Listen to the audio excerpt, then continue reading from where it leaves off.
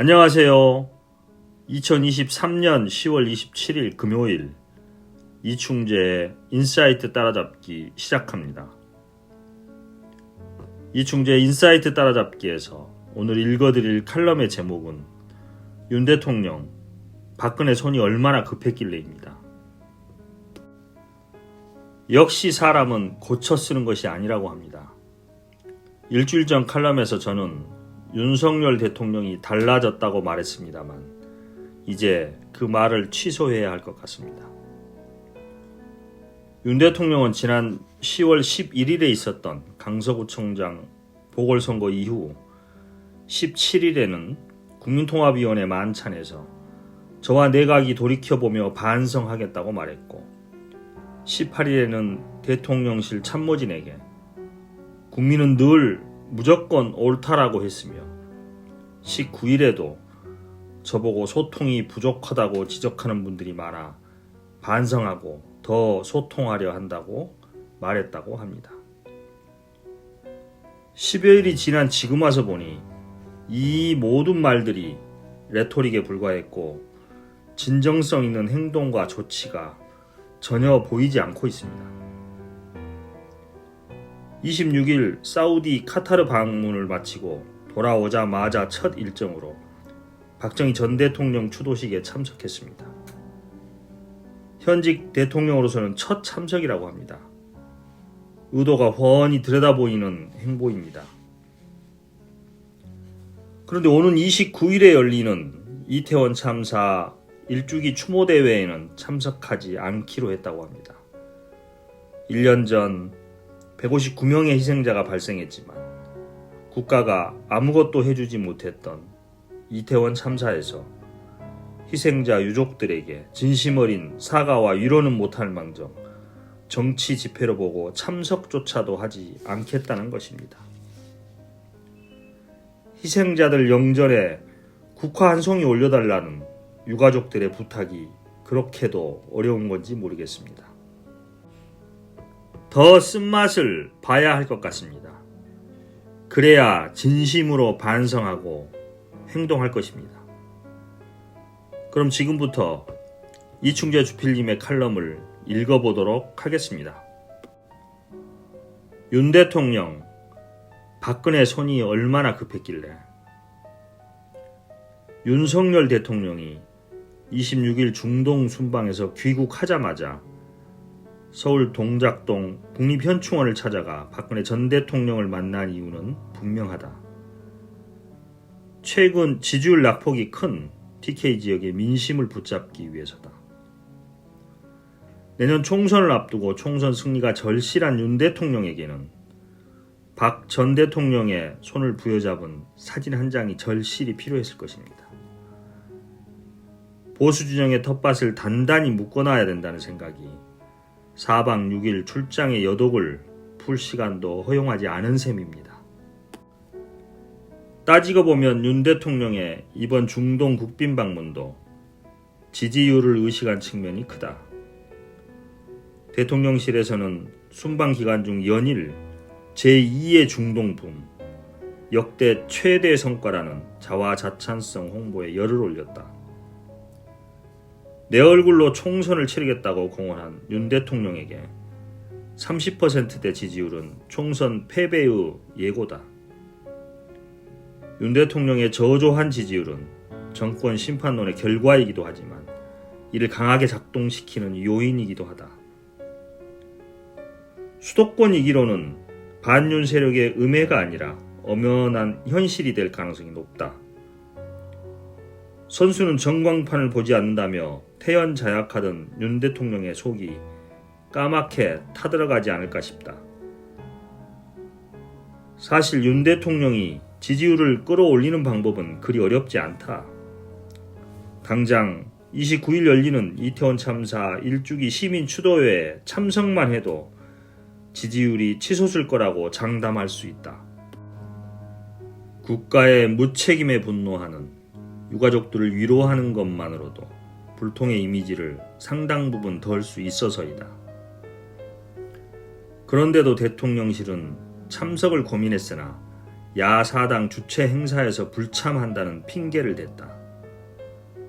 참사 1년이 지나도록 정부도 경찰도 지자체도 책임지지 않는데 어느 국민이 대통령이 국정운영을 잘한다고 응답하겠는가? 여야 대표 등 3자 회동에 응하는 것도 윤 대통령이 지지율을 올리는 손쉬운 방법이다.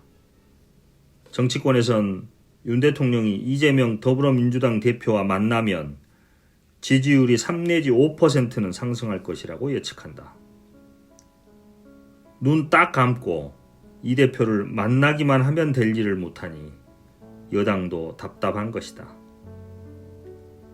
윤 대통령이 기자회견을 재개하거나 홍범도 흉상 철거를 중단하거나 해병대 수사 외압 특검을 수용해도 지지율은 껑충 뛰어오를 거다.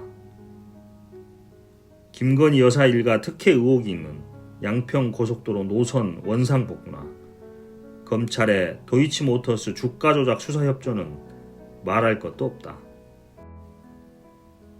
문제는 윤 대통령이 이럴 생각이 없다는 점이다. 지지율을 올리고는 싶고 방법도 알지만 실행할 의지가 보이지 않는 것이다. 여권 일각에선 윤 대통령의 반성과 소통 언급에 특유의 위기 본능이 발동한 것 같다며 기대 만발이다. 아닌 게 아니라 윤 대통령은 대선 후보 시절 위기 때마다 나름대로 승부수를 던졌다. 각종 실언과 강경 발언으로 논란을 빚자 신년 인사에서 저부터 바꾸겠다며 큰 절을 올렸고 이준석 당대표와 갈등의 골이 깊게 패자 모든 게 제 탓이라며 포옹하기도 했다. 하지만 그때와 지금의 윤 대통령의 위상은 천양지차다. 대통령이 되고 싶은 사람은 뭐든지 하겠지만 막상 자리에 오른 후에는 아쉬울 게 없다. 어차피 단임제 임기는 3년 반이나 남았다.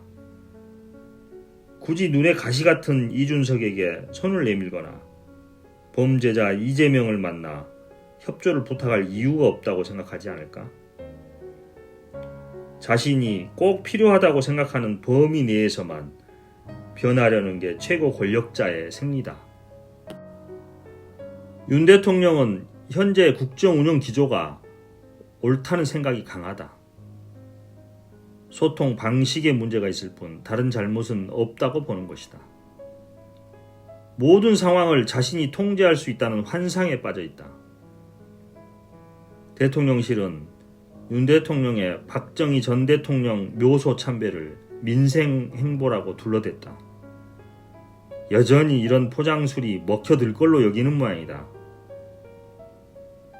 윤 대통령의 변화를 국민이 실감하기에는 한참 멀었다. 여러분 어떻게 들으셨습니까?